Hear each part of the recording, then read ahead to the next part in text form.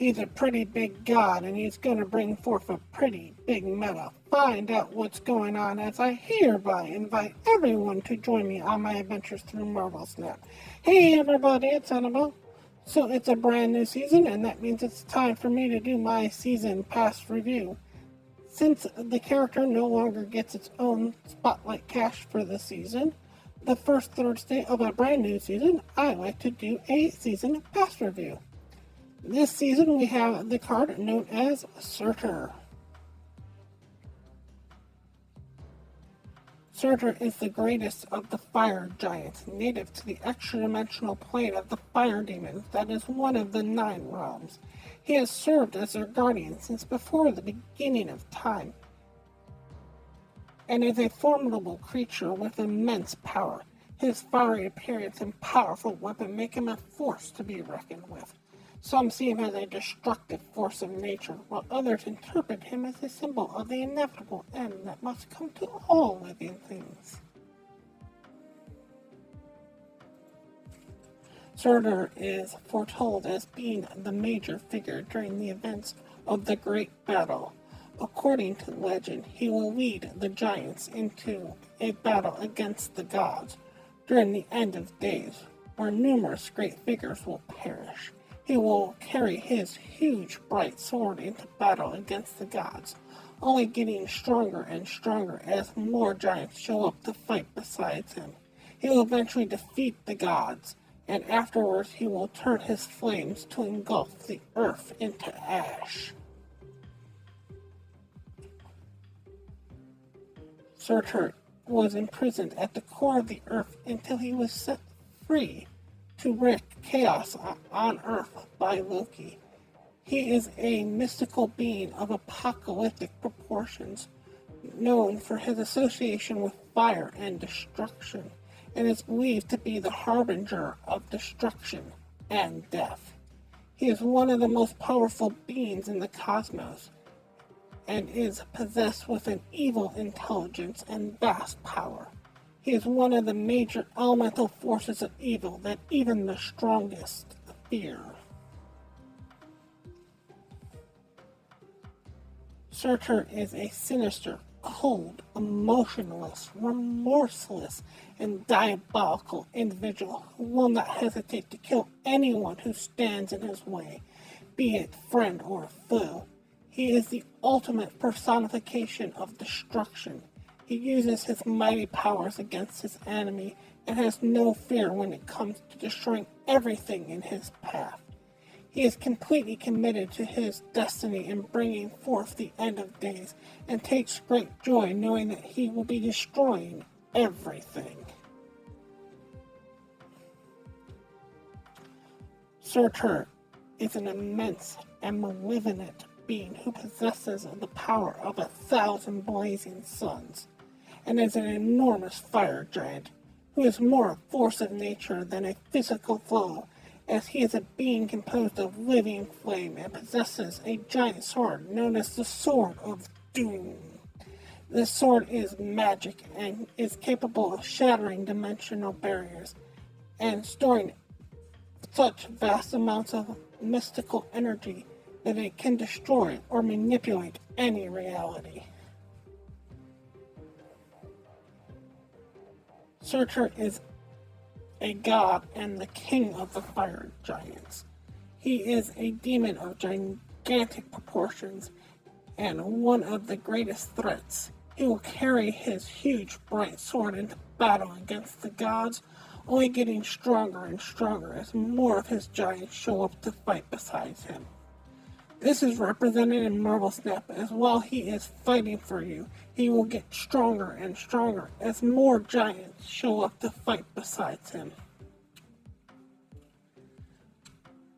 So in Marvel Snap, what this character does is he is a 3 cost 5 power with the description of after you play a card with 10 or more power, he will gain plus 3 power permanently. Unless, of course, you Shadow King him, but that's what I always mean by permanently. So, it's not hard to say that this is a 5-star card. This might be a 6-star card, honestly. This is going to bring in a meta that I'm just going to call the big meta, and that's not because it's a huge meta. It's just a couple months ago when we had the Spider-Man, we had the small meta. Now it's time for the big meta. We're going to start seeing some big guys show up. First, we just got to talk about it straight up across the board. Just on its own, with nothing else, it is a 3/5. That is a premium stat line for a 3-cost card. There's almost nothing better than a 3/5 in the game. There's a few out there, but they usually have some sort of drawback. There's absolutely no drawback to this being a 3/5. Now, this card is a little hard to read and a little hard to understand until you start playing with it. Because obviously you know that Crossbones is going to work with it. It's a 4/10.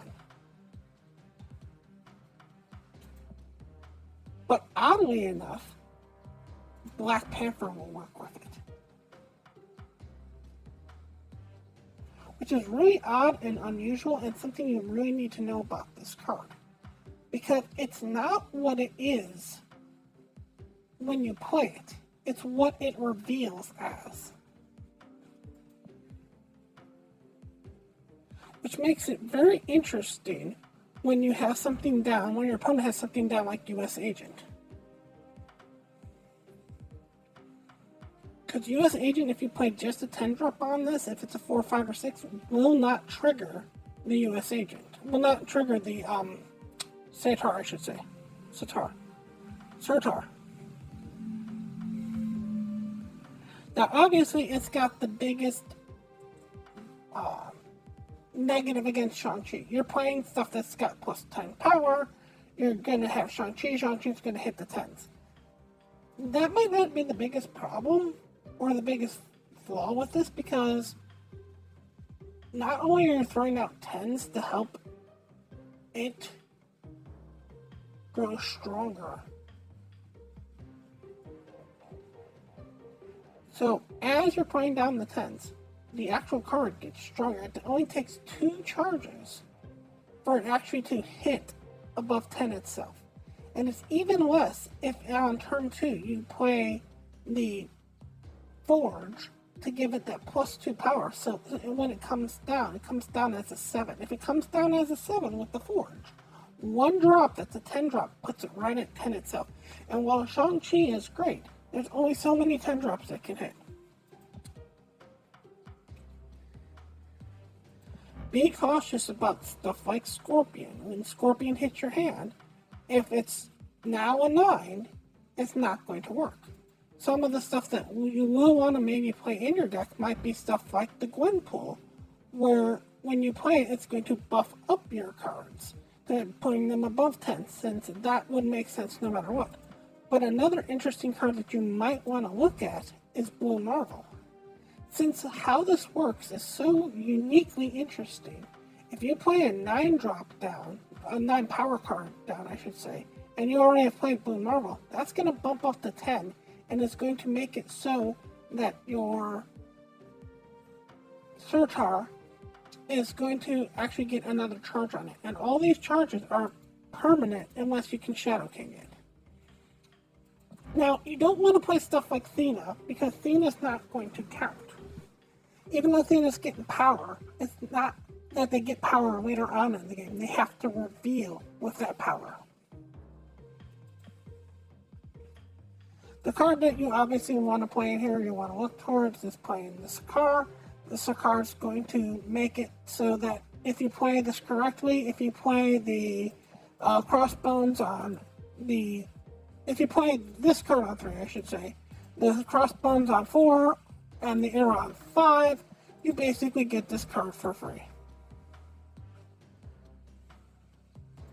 Now, while this is a 3-drop, this is one of the few 3-drops that I don't think really has a place in the Silver Surfer, because, again, you want them to reveal, not for it to get pumped up by this.